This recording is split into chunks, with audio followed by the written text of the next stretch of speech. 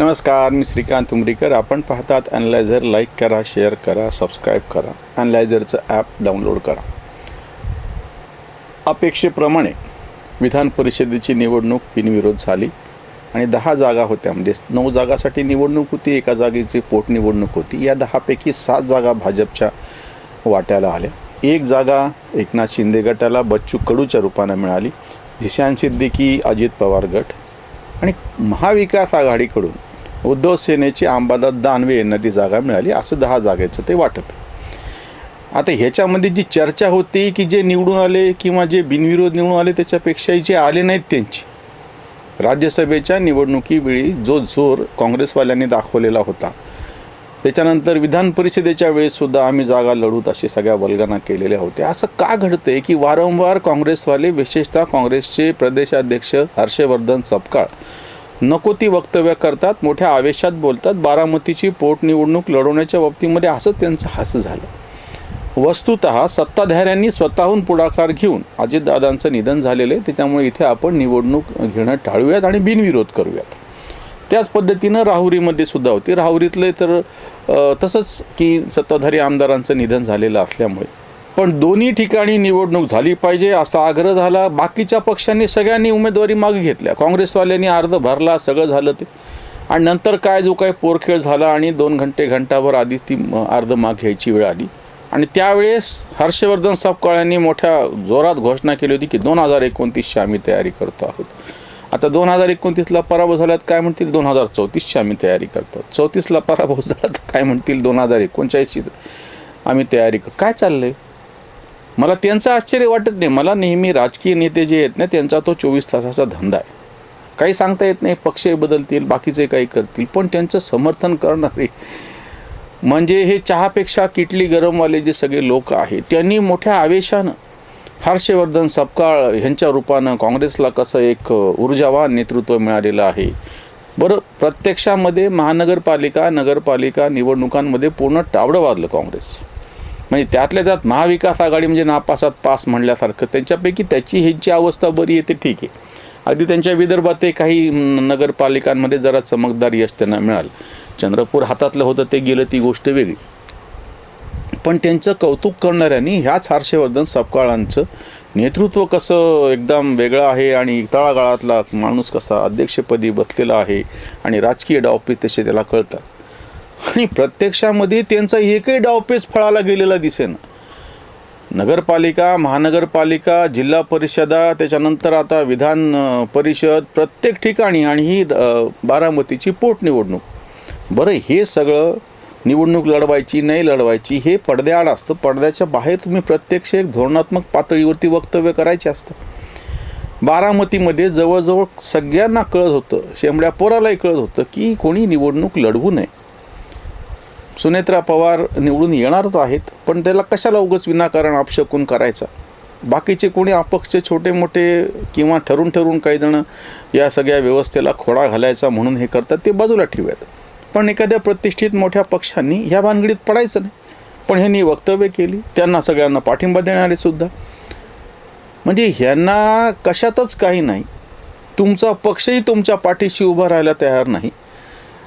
ते वेळात मराठी वीर दौडले 7, तर त्याच्यामध्ये निदान त्यांच्या त्या दौडण्यामध्ये द्वेष तरी होतं आणि त्याच्यामध्ये एक भूमिका तरी होती. त्यात 7 जणांचं बलिदान झालं, ती गोष्ट वेगळी. इथं अशी परिस्थिती आहे की हे दौडत निघाले, नंतर पाहतात तर त्यांच्याकडे तलवारच नाही. दौडत निघाले की ज्या घोड्याच्या विश्वासावर आपण निघालेलो आहोत तो घोडाच तयार नाही आहे. आणि ज्या मालकाने आपल्याला सांगितलं हे करायला, तो मालक तर गायब झालेला आहे, तो काही बोलायला तयारच नाही. अरे मग तुम्ही कशासाठी दौडत निघाले? हर्षवर्धन सपकाळांच्या बाबतीमध्ये आता हसायची गोष्ट अशी होऊन बसलेली आहे की या परवाच्या विधानसभा निवडणुकीच्या निमित्तानं राज्यसभा शरद पवारांनी हाणली. ही विधान परिषद तुम्हाला त्यातल्या त्यात काय म्हणता येईल त्याला की उद्धव ठाकरे जर उभं राहिले असते तर काँग्रेसने आपला उमेदवार न देणं आपण समजू शकतो. दुसरीकडून आम्हाला राज्यसभा मिळाली नाही, पण त्या आमचे जास्त लोकसभेत खासदार असताना सुद्धा मग त्या तुलनेमध्ये आता आम्हाला किमान विधान परिषद पाहिजे. याच्यासाठी का नाही आग्रह धरला महाविकास आघाडीमध्ये? बरं, ह्यांनी आग्रह धरला की नाही जाऊ द्या. व्हायला लागलं आहे असं की बाकीचे नेते उद्धव ठाकरे असो, शरद पवार असो, हे जाऊन बसतात तिकडे वरती सोनिया गांधीकडे, के.सी. वेणुगोपालकडे, तिकडून काहीतरी निर्णय येतो आणि यांना झक मारत तो ऐकावा लागतो. मग जर असंच होतं, तुम्हाला नाहीतरी मालकाची चाकरी करायची आहे तर मग म्हणता कशाला? बोलताना पत्रकारांच्या समोर मोठी मोठी वक्तव्य द्यायचं कारणच काय? अजून एक मी तुम्हाला इथं सांगतो, यांनी ठाकरे ब्रँड नावाचं जे तंतुणं पत्रकारांनी सुरू केलं होतं त्याला काउंटर करायला भाजपने ही खेळी केली असती तर मी समजू शकलो असतो. काँग्रेसने वंचित बहुजन आघाडीला बरोबर घेतलं आणि कसं काय डावपेच टाकला या निमित्तानं, म्हणून त्यांनी ती मुंबई महानगरपालिकेची निवडणूक याच हर्षवर्धन सपकाळ, त्यांचे प्रत्यक्ष माझ्या माहितीप्रमाणे मुंबई प्रदेश काँग्रेस कमिटीच्या अध्यक्षा वर्षा गायकवाड बहुतेक त्याही नव्हत्या आल्या. हेच पुढं जाऊन त्या प्रकाश आंबेडकरांशी बोलून हटातटीनं त्यांनी ती युती केली. म्हणजे काही ठिकाणी तर त्यांना दिल्याच्या नंतर म्हणजे अशी परिस्थिती आली की काय हर्षवर्धन सपकाळ यांचं नियोजन आहे बघा, काय नेतृत्व आहे.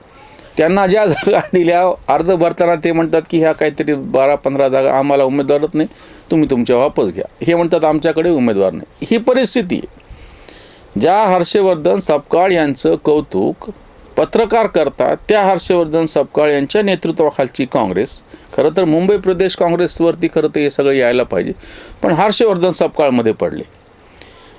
त्यांचं म्हणजे मला पराभव झाल्याचं काही वाटत नाही.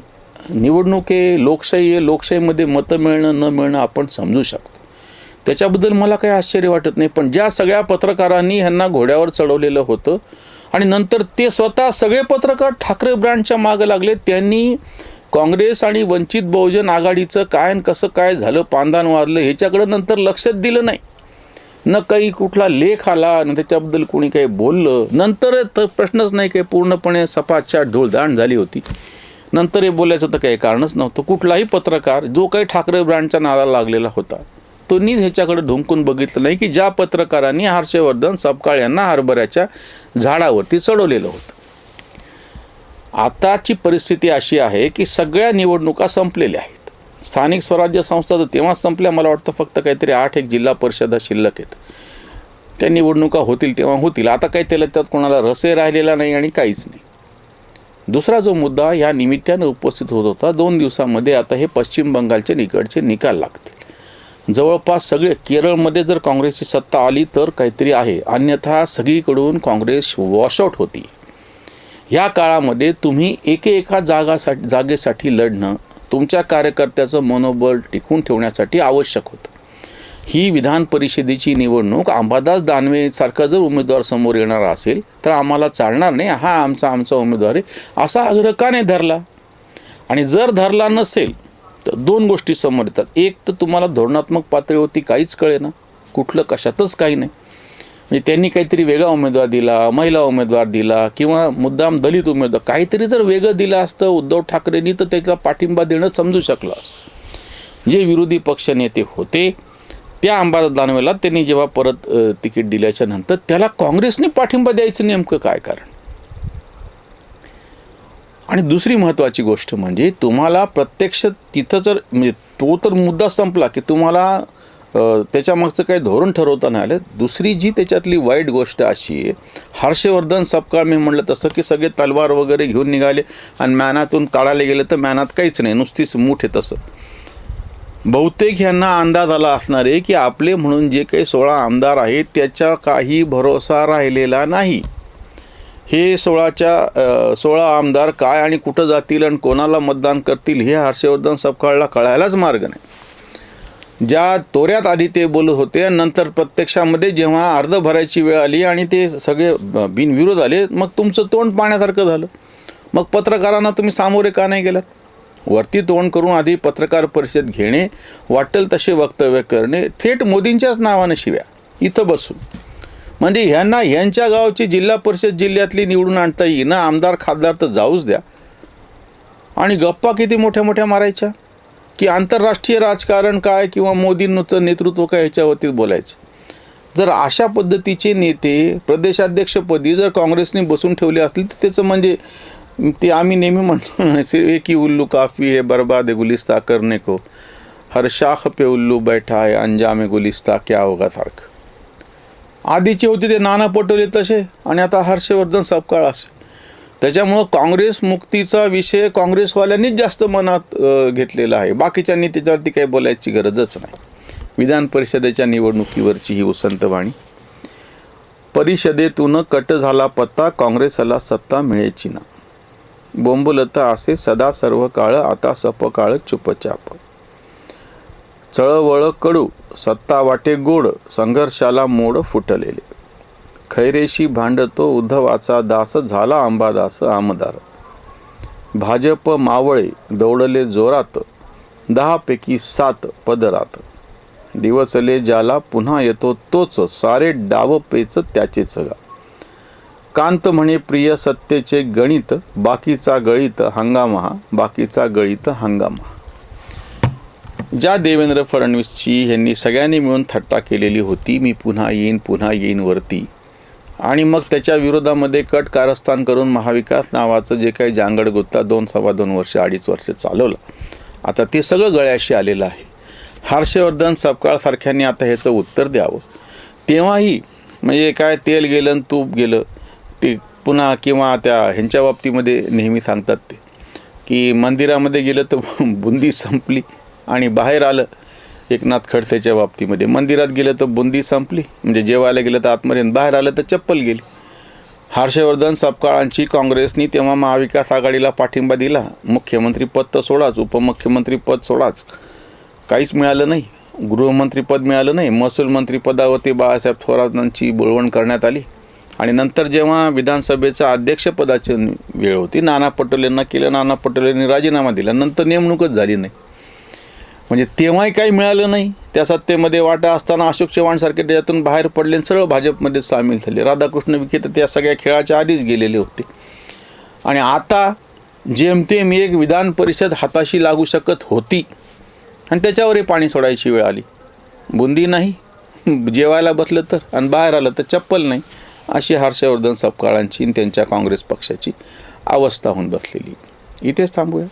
धन्यवाद. स्वधर्म जागृतीचा विधायक बुरुज